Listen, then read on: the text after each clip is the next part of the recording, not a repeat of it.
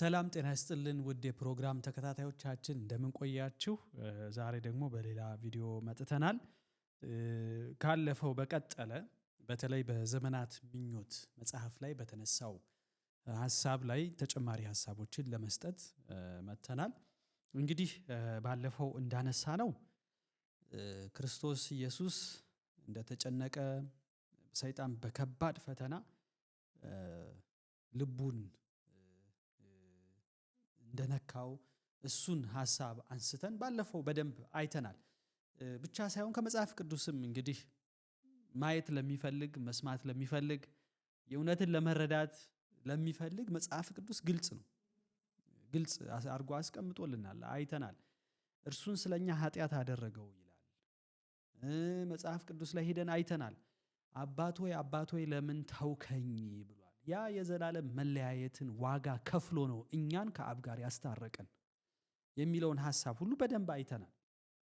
ስለዚህ ዛሬም ደግሞ በተለይ ሁለተኛ ቆሮንቶስ ምዕራፍ 5 ቁጥር 21 ላይ ያለው ሐሳብ እኛ በእርሱ ሆነን የእግዚአብሔርን ጽድቅ እንሆን ዘንድ ኃጢአት ያላወቀውን እርሱን ስለኛ ኃጢአት አደረገው ይላል። ኃጢአት ያላወቀውን እርሱን ስለኛ ኃጢአት አደረገው ይላል። ስለዚህ ኃጢአት ምንድን ነው የሚለውን ሐሳብ ምን ያደርጋል? እናንተን ኃጢአታችሁ ነው ከእግዚአብሔር የለያችሁ ይላል ኢሳይያስ መጽሐፍ ላይ አይደል እንዴ? ኃጢአታችን ነው ከእግዚአብሔር የለየን። ስለዚህ የኛ ኃጢአት ከእግዚአብሔር ለይቶናል። ይሄ ሁሉም የምንስማማበት ሐሳብ ነው። ከዛስ ያንን መለያየት እንደገና ድልድይ ሆኖ ለማገናኘት ሰብአዊውን ዘርና መለኮትን ለማገናኘት በመካከል የገባው ክርስቶስ ኢየሱስ ነው። ስለዚህ ያንን መለያየት በሱ ላይ ሆኖ እኛ ከእግዚአብሔር ጋር ምን አለን? ታረቅን ይላል ጳውሎስም እንደሚናገረው በሮሜ መጽሐፍ ላይ እኛ በእርሱ ሆነን የእግዚአብሔር ጽድቅ እንሆን ዘንድ ኃጢአት ያላወቀን እርሱን ስለኛ ኃጢአት አደረገው። የኃጢአት ዋጋ ምንድን ነው? መጽሐፍ ቅዱሳችን ሲናገር የኃጢአት ደሞዝ ሞት ነው። ምን አይነት ሞት? ዝም ብሎ አሁን የምንሞተው ሞት ወይስ የዘላለም ሞት? የዘላለም መለያየት፣ በሌላ ቋንቋ በሌላ አማርኛ የኃጢአት ደሞዝ ሮሜ ምዕራፍ 6 ቁጥር 23 የኃጢአት ደሞዝ ሞት ነውና የእግዚአብሔር የጸጋ ስጦታ ግን በክርስቶስ ኢየሱስ በጌታችን የዘላለም ሕይወት ነው። ስለዚህ ክርስቶስ የከፈለው ዋጋ፣ መስቀል ላይ የከፈለው ዋጋ እሱ ከአብ ጋር ተለያይቶ የዘላለምን ሞት ቀምሶ ነው ድል የነሳው። ከአብ ጋር ተለያየ። የኃጢአት ደሞዝ ሞት ነውና የእግዚአብሔር የጸጋ ስጦታ ግን በክርስቶስ ኢየሱስ በጌታችን የዘላለም ሕይወት ነውና የኃጢአት ዋጋ የዘላለም ሞት፣ የእግዚአብሔር ስጦታ በክርስቶስ ኢየሱስ የዘላለም ሕይወት። ያንን የዘላለም ሕይወት እናገኝ ዘንድ ለኛ ክርስቶስ ኢየሱስ ለዘላለም ከአብ ጋር ያንን መለያየት፣ ያንን ዋጋ፣ የዘላለምን ሞት ዋጋ መክፈል ነበረበት ወገኖች፣ ዛሬ ተስፋ እናገኝ ዘንድ። ስለዚህ ለኛ ኃጢአት አደረገው ሲል የኃጢአትን በኃጢአት በኩል የመጣውን ኮንሲኩዌንስ ይሄ ጸጸት በኃጢአት በኩል የሚመጡ እያንዳንዱን ነገር ክርስቶስ ለኛ ሲል ምሯል ቀምሶ አልፏል። እሱም የዘላለም ሞት ነው። እሱንም ነው የሞተልን ክርስቶስ። ያ ማለት የዘላለም ሞት ማለት እኮ ከእግዚአብሔር ጋር ተለያይቶ መቅረት ማለት እኮ ነው ለዘላለም። ግን እርሱ በባህሪው በሕይወቱ ንጹሕና ቅዱስ ኃጢአት ያልተገኘበት ስለነበረ ያ አይነት ሕይወት ደግሞ ሕይወትን ስለሚሰጥ ክርስቶስ ኢየሱስ ድል ነስቶ በትንሣኤ ማለዳ ተገልጿል። አንደኛ ጴጥሮስ 3:18 ክርስቶስ ደግሞ ወደ እግዚአብሔር እንዲያቀርበን እርሱ ጻድቅ ሆኖ ስለ አመፀኞች አንድ ጊዜ በኃጢአት ምክንያት ሞቷልና በሥጋ ሞተ፣ በመንፈስ ግን ሕያው ሆነ ይላል። መንፈስ የሚለው መንፈሳዊ ማንነቱ፣ ባህሪው፣ ጽድቅ፣ ቅድስናው ያ ግን ሕያው ነበር። ለዚህ ነው የተነሳው ክርስቶስ ኢየሱስ። በሥጋ ግን አንድ ጊዜ በኃጢአት ምክንያት ሞቷልና ይላል። የዘላለም ሞት አንድ ጊዜ ነው፣ ሁለት ጊዜ የለም። መለያየት ነው። ያንን ዋጋ ክርስቶስ ከፍሏል ለሰው ልጅ። እሺ ገላትያ ምዕራፍ 3 ቁጥር 13 በእንጨት የሚሰቀል ሁሉ የተረገመ ነው ተብሎ ተጽፏልና ክርስቶስ ስለኛ እርግማን ሆኖ ከሕግ እርግማን ምናል አዋጀን። በእንጨት የሚሰቀል የተረገመ ነው ተብሏል። የተረገመ ነው ማን? ክርስቶስ። ለማን? ለኛ ሲል ኃጢአት አደረገው።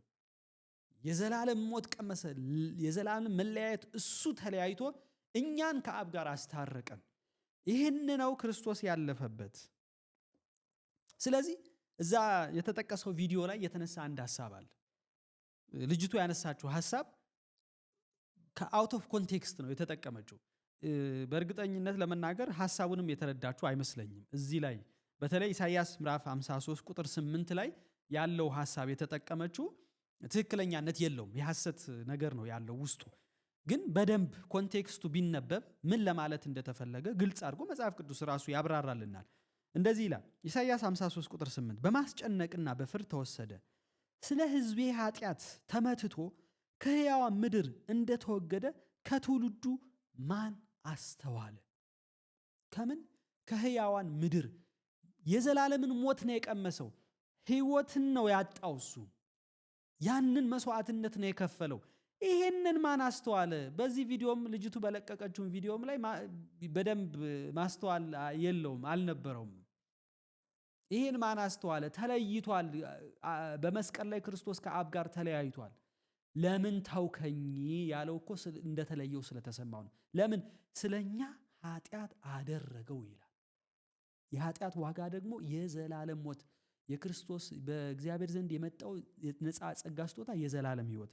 ስለዚህ ስለ ሕዝቤ ኃጢአት ተመትቶ ከሕያዋን ምድር እንደተወገደ ከትውልዱ ማን አስተዋለ ይላል። ከክፎችም ጋር መቃብሩን አደረገ፣ ከባለጠጎች ጋር በሞቱ ሆኖም ግፍን አላደረገም ነበር፣ በአፉም ተንኮል አልተገኘበትም ነበር። እግዚአብሔርም ቁጥር 10 በደዌ ያደቀው ዘንድ ፈቀደ፣ ነፍሱን ስለ ኃጢአት መስዋዕት ካደረገ በኋላ።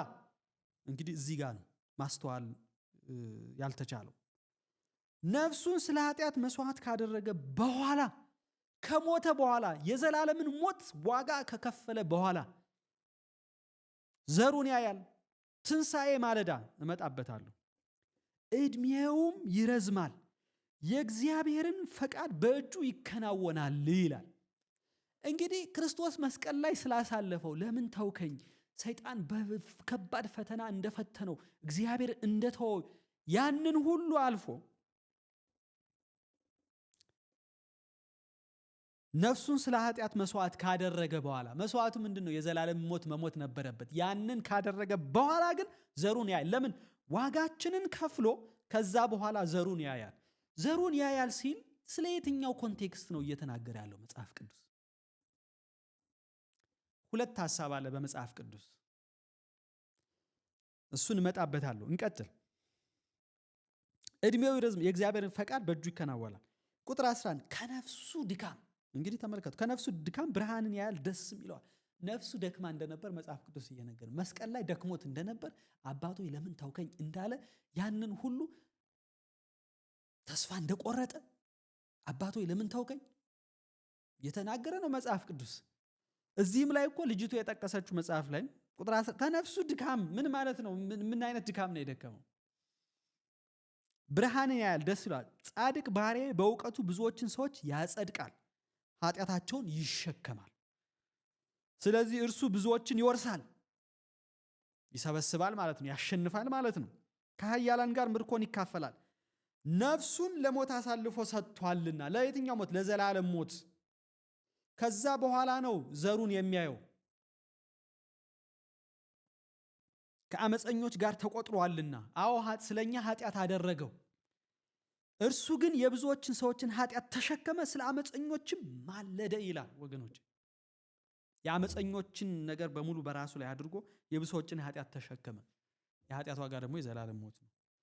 ስለዚህ ይሄ ጥቅስ ልጅቱ ያነሳችው ኢሳይያስ ምዕራፍ 53 ቁጥር 8 እስከ 12 ያለው ሐሳብ ዘሩን ያየበትን ሁኔታ ሲናገር ማቴዎስ ምዕራፍ 27 ቁጥር 52 ልክ መጋረጃው ለሁለት ተቀደደ፣ ነፍሱን አሳልፎ ከሰጠ በኋላ ምን ይላል? መቃብሮች ተከፈቱ፣ ተኝተው ከነበሩት ከቅዱሳን ብዙዎች ሥጋዎች ተነሱ። ከትንሣኤው በኋላ ከመቃብሮች ወጥተው ወደ ቅድስት ከተማ ገቡና ለብዙዎች ታዩ ይላል።